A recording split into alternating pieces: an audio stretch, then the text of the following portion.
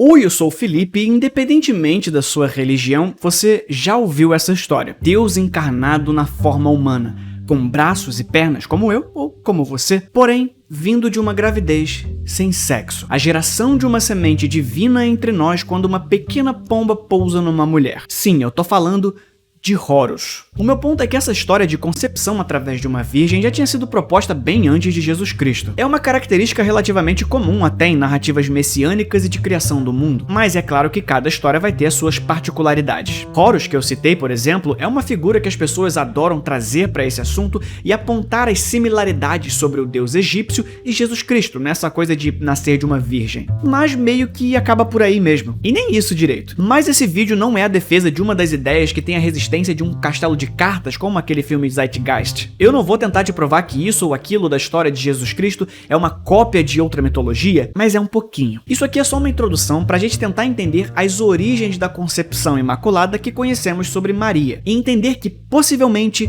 Maria não era virgem. E é aqui que começa um território perigoso, né? Na minha época, falar da mãe dava um problema danado. Imagina então falar da mulher que pra muitos não é Deus, mas a mãe de Deus. Só que virgens engravidando sempre vão gerar incredulidade. Faz parte da fé católica ser bizarro. Se fosse normal, seria só uma quarta-feira e não produto de fé. E é isso que vamos exercitar aqui. Vamos explorar o aspecto histórico e ver o que sabemos de verdade sobre a virgindade de Maria.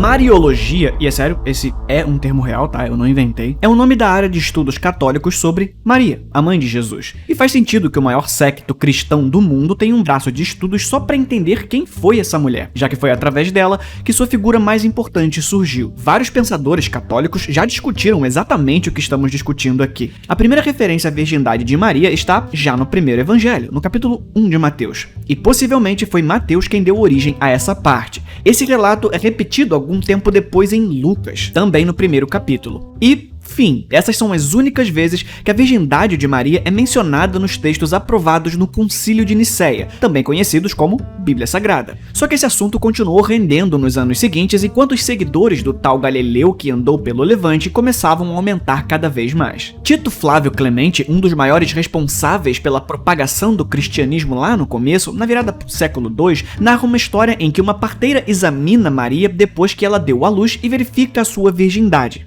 O ímen permanecia intacto. Relato que ele dizia estar nos textos canônicos, mas não estava. No século III, Hipólito de Roma, possivelmente o teólogo mais importante de quando a igreja começou a se organizar de verdade e que mais tarde seria canonizado como santo, defendia a ideia de que Maria era virgem para sempre. Mas é em Orígenes, um dos pais fundadores da Igreja Católica, que a gente encontra algo mais decisivo sobre isso, porque em mais de uma ocasião a Bíblia Sagrada cristã cita irmãos de Jesus. Por isso foi em Orígenes que há uma correção de que os tais irmãos de Jesus eram por parte de José, já que ele teria sido casado antes de conhecer Maria. Também por isso, perto de sua morte, Jesus pede que João cuide de sua mãe, já que ela não teria outros filhos seus. Por parte de pai, de forma estranhíssima, já que José estava mais para pai adotivo, né? Jesus teria tido 4 irmãos: Tiago, José, Simão e Judas. Que ironia, não? Além de uma porção de irmãs sem nome. Afinal, são milênios no passado, quando mulher não valia nada. O que foi mudando com o tempo, com a ajuda de Maria. E eu nem tô falando de milagres não, tá? Pera aí que eu já chego lá. E tem também o fato de que o termo usado para se referir aos tais irmãos era adelphos, que também poderia ser usado para se referir a um companheiro, alguém que se une a outro em prol de alguma coisa. Pode ser que os tais irmãos estavam mais para parsas. Orígenes não afirmava ter certeza sobre a virgindade eterna de Maria, mas se mostrava ok com quem duvidasse. Um belo sinal de que já na época isso era motivo de discussão. Resumindo, parece um consenso que Maria era virgem antes de Jesus e permaneceu assim depois do parto, só que não era. A ideia de que Maria seria virgem para sempre aparece em pelo menos 3 livros. O Evangelho de Pedro, que tem uma cruz falante do tamanho de um prédio, o proto-evangelho de Tiago, que tem animais se convertendo ao cristianismo, e o Evangelho de Tomé, que supostamente contaria sobre a adolescência perdida de Jesus, onde o jovem Messias faz uma bizarrice atrás da outra, e isso daria um vídeo ótimo aqui, o que vocês acham? Mas enfim, demorou um pouco desde o surgimento dos cultos cristãos nos primeiros séculos da Era Comum para Maria ganhar a relevância que tem hoje, e por consequência, sua virgindade ser tema de debates mais fervorosos. Na verdade, a oposição a Maria chegou antes.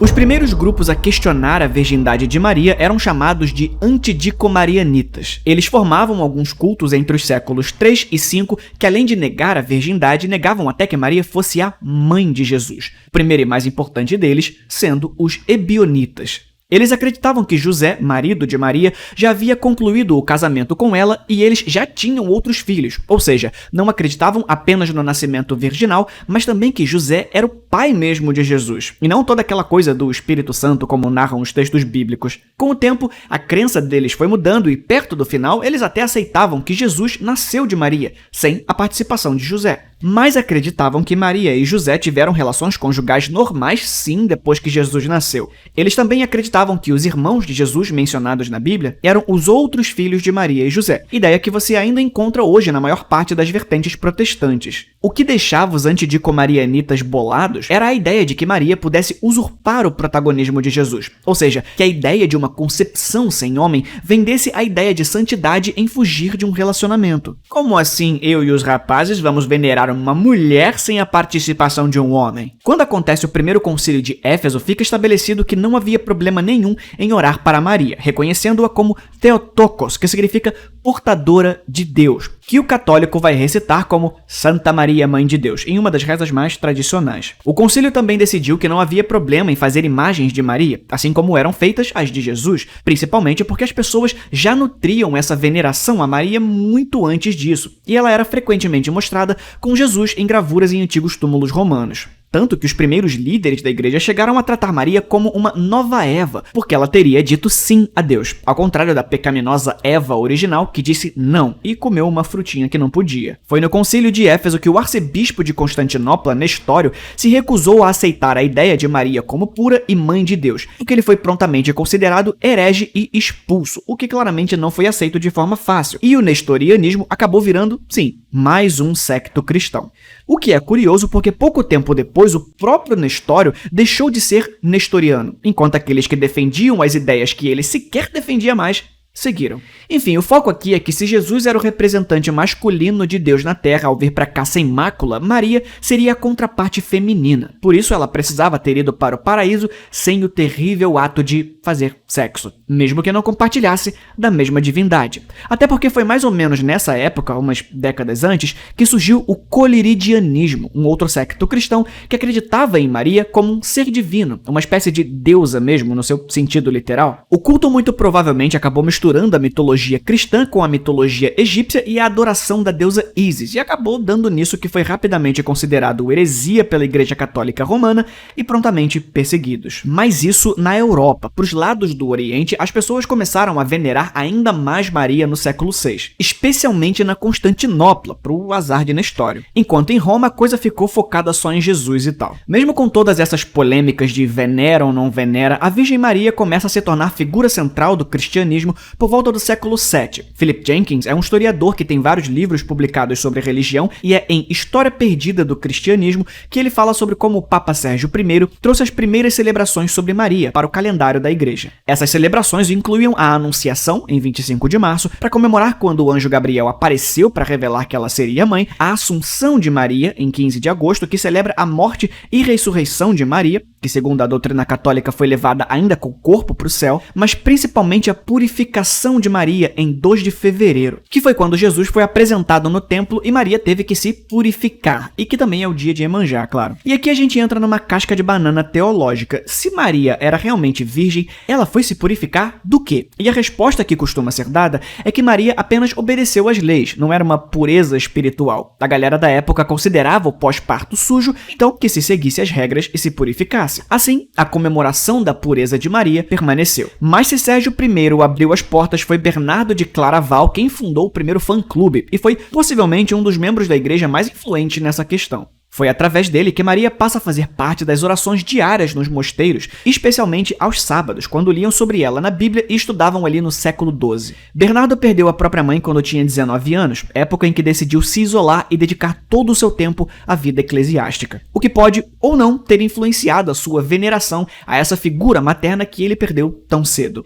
Na Idade Média, a devoção a Maria só cresceu e inclusive ajudou a propagar a ideia radical de que, surpreendentemente, mulheres também são pessoas, acredita? Se Maria podia ser tão pura, não deveríamos tratar mulher igual merda. Claro que esse respeito ainda estava nos limites da Idade Média, mas ainda assim já era alguma coisa, né? Mas foi só lá pro século XIX que a infalibilidade papal foi exercida através de uma bula, e a igreja oficializou Maria como tendo engravidado virgem, e assim permanecido. Precisou de quase 2000 anos para virar dogma. O que é no mínimo curioso porque a virgindade eterna de Maria tinha sido decidida lá no concílio de Éfeso. Mas beleza, cobrimos o aspecto histórico, como a igreja e os cristãos em geral debateram e se mataram por causa desse assunto. Mas no final das contas, fora da ordem do dogma católico, existe resposta? Dá para saber se, na época que os textos foram escritos, a intenção de quem escreveu era dizer que Maria era virgem e permaneceu virgem? É o que vamos tentar descobrir na última parte desse vídeo.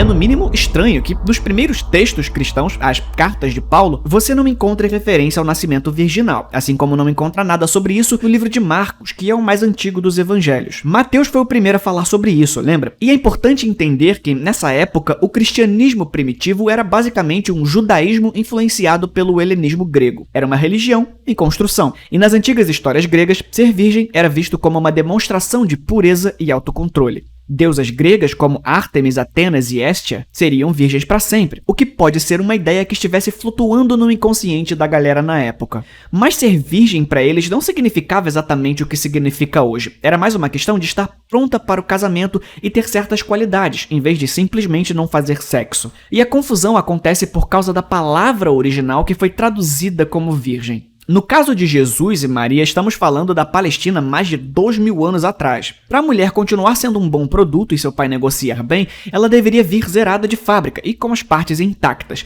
Então, o ideal era que a menina fosse negociada antes do primeiro ciclo menstrual, o que indica que Maria tinha por volta de 15 ou 16 anos. E aqui é o momento em que você diz: Felipe, mas eu conheço meninas que menstruam com 11 anos, não é essa a idade normal do primeiro ciclo? É sim.